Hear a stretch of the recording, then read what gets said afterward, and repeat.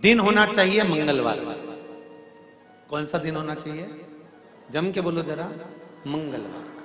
विवाह शादी में देरी हो रही हो, या कोई नया कार्य चालू कर रहे हो उसमें देरी हो रही हो, या कोई सर्विस के लिए नौकरी के लिए जा रहे हो और वो कार्य नहीं हो रहा हो, तो एक धतूरा, केवल एक धतूरा, उस धतूरे को फोड़कर उसके अंदर का फल निकालकर उस फल को शिवलिंग पर चढ़ाकर एक लोटा जल शंकर भगवान को समर्पित कर आइए। दिन होना चाहिए मंगलवार। कौन सा दिन होना चाहिए? जम के बोलो जरा। मंगलवार का समर्पित करो। उसके बाद में आप विवाह के लिए अगर समर्पित करे हैं तो विवाह में देरी नहीं होगी। व्यवसाय और व्यापार के लिए या नौकरी के लिए समर्पित करे हैं तो उसमें देरी नहीं। तुम जिस दिए में भगवान की आरती उतारते हो, जिस दिए से तुम भगवान की पूजन करते हो, उस दिए की बत्ती को नीचे डाल दीजिए और उस दिए को पानी की बाल्टी में धो दीजिए। कौन सी बाल्टी में? जिस बाल्टी के पानी से आप बच्चे को स्नान करा सको। महाराज केवल भगवान पर से ले जाकर, पास में से ले जाकर उस बाल्टी में थोड़ी देर डाल दो और उस बाल्टी के पानी से उस बच्चे को स्नान करा दीजिए। 15 से 20 मिनट, आधा घंटा लगेगा, बच्चे का बुखार पूरा उतर जाएगा। इतना विधान है दीप का।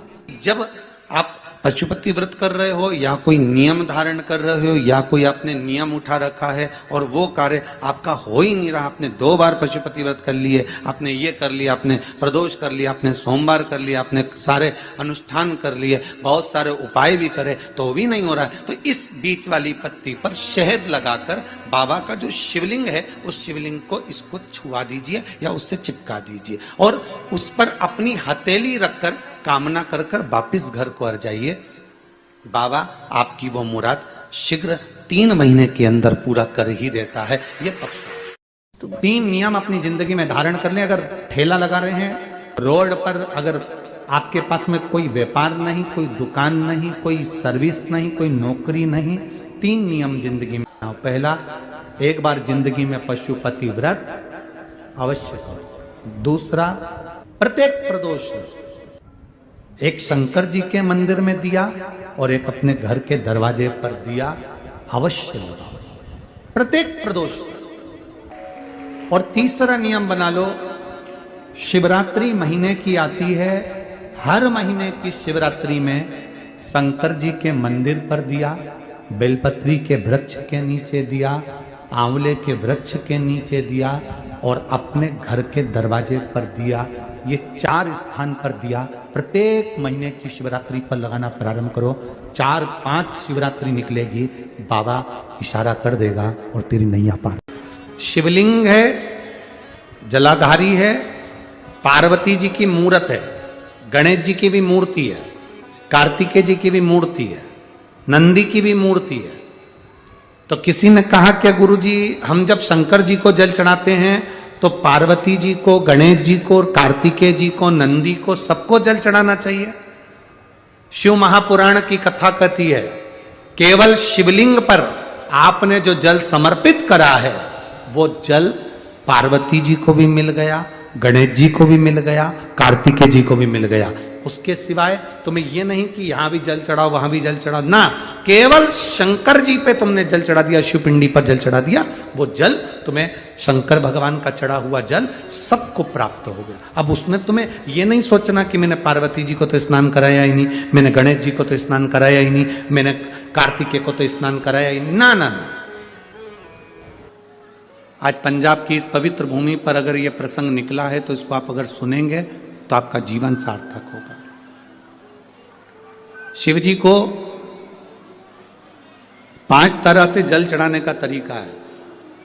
जैसे पंचामृत होता है, दूध, दही, शहद, घी, शक्कर, ये सब पंचामृत के अंतर्गत आते हैं, उसी तरह शंकर जी को 5 तरह से जल चढ़ाने का क्रम वर्णित किया गया। अब उसको समझेंगे, बहुत सावधानी से समझिएगा। पहला, जल लेकर आए, सीधे डायरेक्ट शंकर भगवान के शिवलिंग पर चढ़ा दिया, ये प्रथम जल का चढ़ाने का तरीका। दूसरा,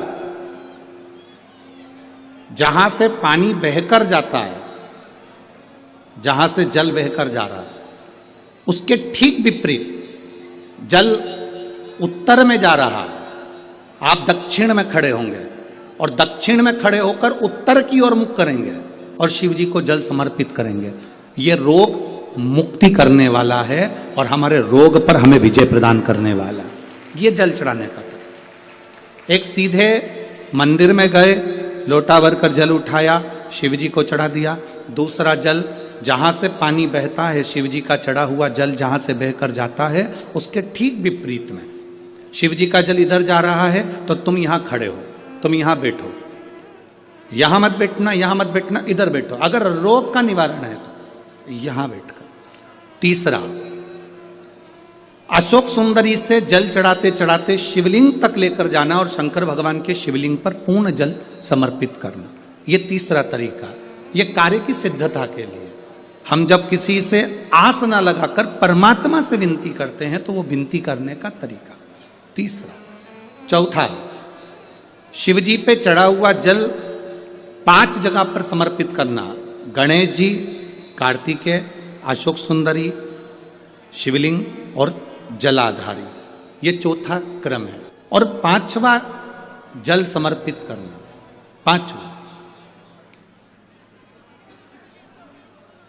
5वें नंबर का जल।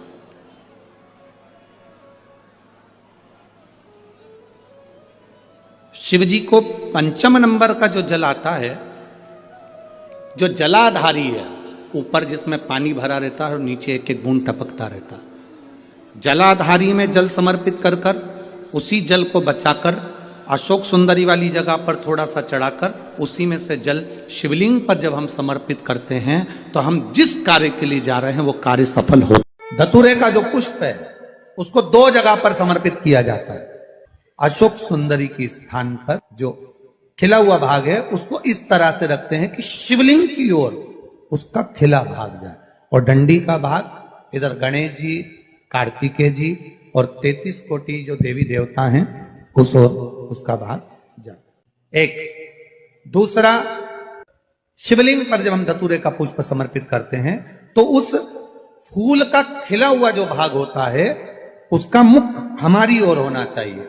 बहुत अंतर है महाराज। कनेर का पुष्प इससे विपरीत में चलता है। कनेर का जो पुष्प होता है उसकी डंडी का मुख हम अपनी ओर रख लेते हैं और खिला हुआ भाग महादेव की ओर कर देते हैं। कहते हैं जिसका व्यापार ना चले, व्यवसाय ना चल रहा हो, बहुत ज्यादा कष्ट में जीवन निकल रहा हो और बहुत ही ज्यादा तकलीफ हो रही हो तो धतूरे को हल्दी में डुबोकर शंकर भगवान को 12 बजे समर्पित करें।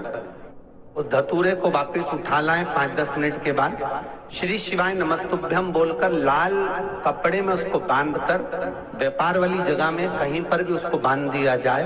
व्यापार पीछे नहीं हटता, व्यापार अग्रण्य भाव में बढ़ता चले जाता है। महाराज, हल्दी में डुबोना पड़ता है। जलाधारी, अशोक सुंदरी वाला स्थान, ये जो जलाधारी है, बेटियों के स्थान से जलाधारी तक जो कनेर के माला बनाकर स्पर्श कर कर लगा देता है, शिवरात्रि के दिन प्रदोष काल के समय पर उस पति पत्नी में कितना भी झगड़ा हो रहा हो, आपस में प्रेम बनना प्रारंभ हो जाता है। अदालत का केस धीरे धीरे समाप्त हो। श्री शिवाय नमस्तुभ्यम। दर्शकों, विमला दुबे भक्ति चैनल में आप सभी का बहुत बहुत स्वागत है, अभिनंदन है। 6 अगस्त तीसरा श्रावण मंगलवार उपाय विधि को आप लोग सफ़ेद फूल वाला उपाय जरूर करें।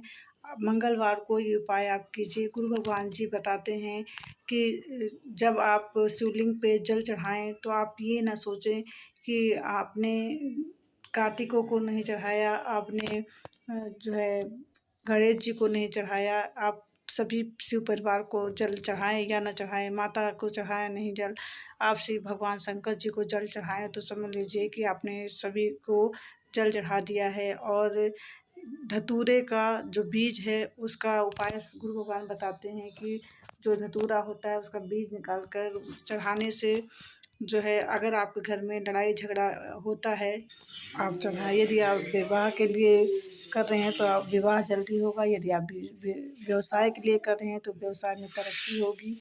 और गुरु भगवान एक उपाय बता रहे हैं, यदि जिससे आप आरती कर रहे हैं, जिससे आप धूप आरती करे हैं, उस दिए की जो रुई की बाती है उसके बाल्टी में डाल कर अच्छे से धुल दीजिए और उस बाल्टी के पानी से जो है आप भगवान की आरती उतार करके उसके बाद बाल्टी में उसको रुई की बाल्टी को हिला करके और उसके बाद उसी बाल्टी के पानी से बच्चे को नहला दीजिए। कैसा भी बुखार उतरा हो वो उतर जाएगा। तो गुरु भगवान जी ने आज जो 2-3 उपाय बताए हैं बहुत ही हम लोग के फ़ायदे का उपाय था। हर इंसान के यहाँ कुछ ना कुछ दुख सुख होता ही रहता है। तो दर्शकों, आप सभी को ये वीडियो अगर अच्छी लगी होगी तो आप लोग ज़्यादा से ज़्यादा शेयर लाइक कमेंट ज़रूर करिएगा। जो आरती आप कर रहे हैं, इसी आरती का जो दीपक बुझ जाए उसके बाद उसे बाल्टी में घोल कर और जिस बच्चे को बहुत बुखार उतर ना रहा हो उसको आप नहलाएंगे तो बुखार उतर जाए, गुरु भगवान जी बता रहे हैं। तो आप लोग ये उपाय ज़रूर कीजिएगा। भगवान न करे किसी के यहाँ कोई मुसीबत परेशानी हो, यदि हो तो प्लीज़ आप लोग ये उपाय ज़रूर कीजिएगा। तो नेक्स्ट वीडियो में आप सभी से फिर से मिलती हूँ, तब तक के लिए नमस्कार, प्रणाम।